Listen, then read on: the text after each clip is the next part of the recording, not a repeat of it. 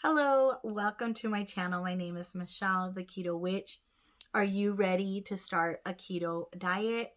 If so, I've got 5 tips for you so that you can have a successful keto journey.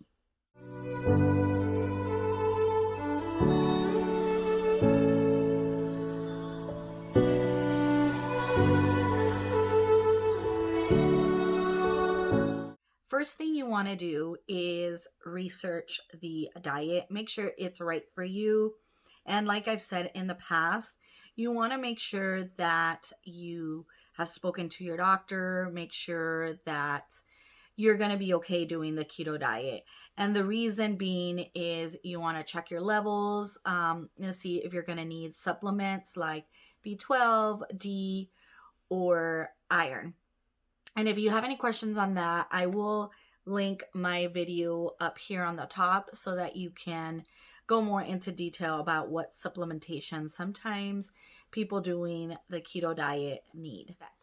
First thing you're going to want to do is empty your cabinets. So you want to go through everything in your kitchen cabinets, anything that has carbs in them, even your refrigerator, stuff like ketchup that are high in sugar, all of that. You're going to want to grab a box, put everything in there, go donate it. I gave a lot of food to my family, all my rice, my flour, all of that, knowing that they would use it. And if it's here in my house, I'm more likely to use it. So just get rid of all of that so that you don't have the temptation. And if you do need to go out and buy, let's say you do really want ketchup, there are some sugar-free ketchup alternatives that you can go and find at the store. My second tip for you is always put fat first. Easy as that. Fat first. A lot of times when people start diets, they automatically think, oh, I'm going to need all these veggies. I'm going to need all this protein. And they start doing their meals with a piece of chicken and some veggies on the side. So what that does is you're getting too much protein over fats, and you want to have a higher fat intake when you're on the keto diet. And there's a really good app that I use, and it's called the Carb Manager. I'll link it on the description below, and that one helps me keep track. And I really like it because it gives me a graph and it'll show how much fat I've gotten, how much carbs, and how much protein. So yeah, put fat first. Speaking of fat first, you're going to want to keep snacks around in case you do get hungry that are high in fat. So I had a good friend suggest to me to always keep bacon around. So cooking bacon just to have some and storing it in your refrigerator, and then you can have it here and there when you are hungry. Cook a lot of sauces. So you want to get heavy heavy whipping cream so you can make sauces. Maybe you're making a chicken and you want to make a lemon sauce and you want to use that heavy whipping cream. You can make a pesto with olive oil and, use it for your dish, whatever protein that you're using. And then a lot of times it's really good. I'm a big avocado fan. So just having avocado and adding it as your side, it's a great healthy fat. Third tip is planning your meals. I cannot stress this enough. I've even seen it with myself. When I don't plan, I end up saying, hey, let's go pick up something to eat instead. Or my dishes aren't that high in fat and they end up being more high in protein. So, just make sure that you plan out. One thing that I like to do is a weekly meal plan. So I'll just start Sunday through Saturday. I write it out so that my family knows what to expect, what they're going to eat. And you know what? Sometimes life happens and there are some changes to it, but at least you know what you need. And then that way, when you go for your groceries, you can buy your weekly needs. And I mean, and it is up to you. I know some people like to do their grocery shopping for the whole month. For me, I have found it easier to do it weekly, especially when you're using a lot of produce, just so that it doesn't go bad. I do a weekly shopping. And then one thing with this tip is not just planning it out. What I do is like I plan out what we're gonna eat. So let's say, one day we're gonna make cauliflower mac and cheese with chicken tenders, and the next day I'm gonna make my cheese tacos. So I do the list first, and then I go through each day and write down all the ingredients that I'm gonna need. Now, if I already have those ingredients, I won't write it down, or I'll write it down if I'm unsure and then double check, and you could always scratch it off, so that you know what ingredients you're going to need to make that item. And that's just the way it works for me.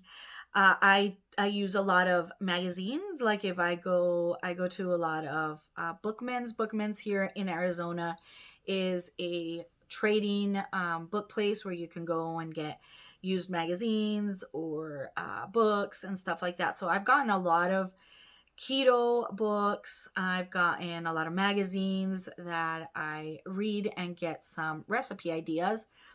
And you guys, you have the internet. If you use Pinterest, you can start a keto recipe board and just keep all your recipes on there.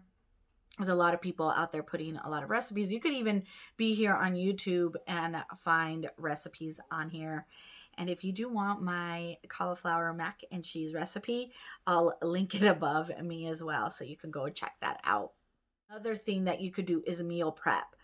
So on your day off, let's say you have Sundays off or Wednesdays off, whatever you have, you can meal prep. So you'll cook all your meals in advance for the week, and invest in good glass containers, and then you could just have them in the refrigerator, and that way you can just come home, grab it, and warm up, and you're done. And then that way you can avoid eating out.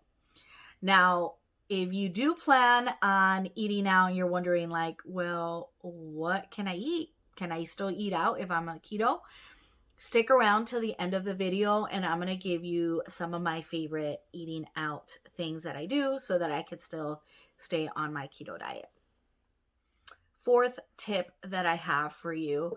Now, when you start keto diet, your body's going to go through a lot of changes, and one of the changes is that you might not be so hungry all the time, and you'll just eat out of habit. For example, I no longer eat breakfast. And yes, I know people say breakfast is the most important meal of the day. Honestly, the most important thing that you want to think about is, are you really hungry? So take a moment and think about it. Are you really hungry, or are you stress eating, or are you just eating out of habit? A lot of times you might have a snack a few hours before you get out of work, because you just want to make sure that you're not going to be starving at the end of the day, or you're used to having your snacks while you're watching TV and stuff like that. So just really ask yourself, am I hungry? Can you drink a glass of water instead of just eating something that you're not supposed to be eating, or something that's going to be contributing to your carb intake and just mess up your keto diet? Just make sure that you are aware of your appetite changes, and make sure that you're eating because you're hungry, not because you just think that you should be eating. And the fifth tip that I have for you is surround yourself with cheerleaders. So what I mean by that is definitely find groups that can motivate you, maybe have an accountability partner. For me, I know it makes it a lot easier when both my husband and I are very strict on our keto diet, and we help each other out, we motivate each other, and we hold each other accountable. Now, another thing is talking to your friends and family if they're not very supportive. So I know some people can be very negative towards keto. So if you have those people that are like, oh no, that's not a very healthy diet, you shouldn't be doing it, every time that you bring it up, then you might need to communicate with them. You know what? This is important for me.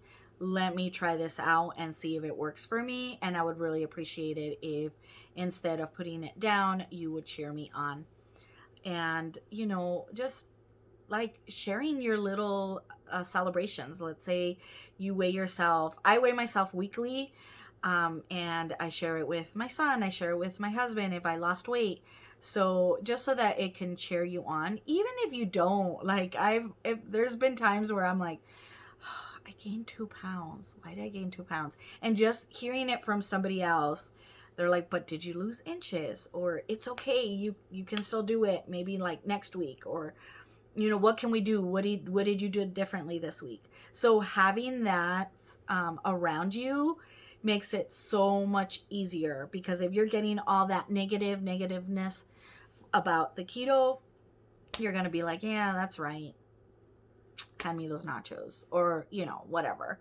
So just communicate and let people know that it's important for you, and you really want to do good on this diet, and that you prefer the positive comments or no comments at all. So that is it. Those are my 5 tips, really quick, just to summarize.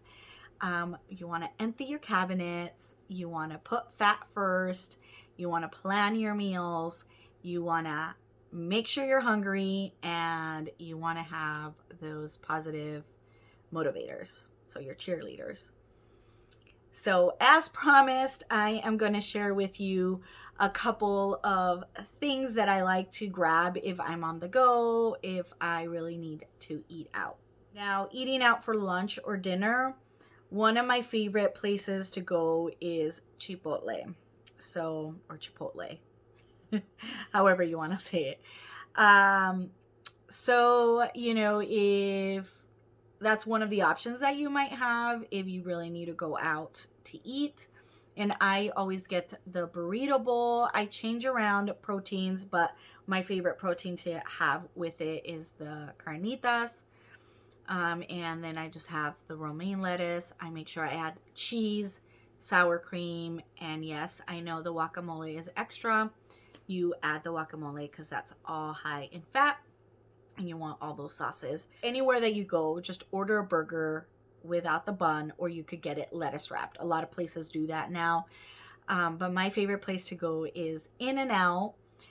They have a protein style that they call it, and they will wrap your burger in the lettuce. If you don't like all the veggies, if you're not a big fan of that, they also have what's called the Flying Dutchman. So they get the 2 patties and they put 2 slices of cheese in the inside. And so they use the meat as the bun.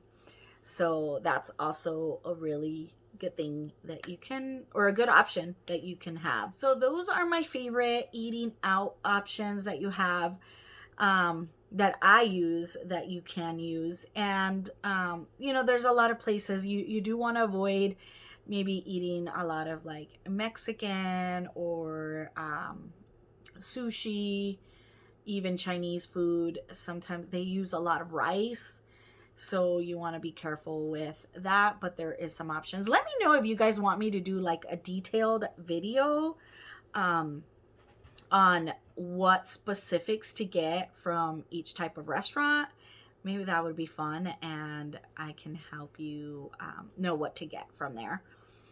Just leave a comment below, and I would really appreciate it if you guys give me a thumbs up and subscribe. That would really help my channel. And you guys have a great week. I'll see you guys later. Bye.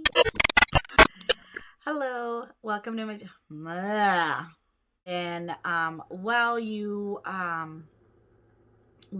on your keto diet, you want to incorporate fasting, but that's a different story. That's a different video that I've already filmed, so you can go watch that one too.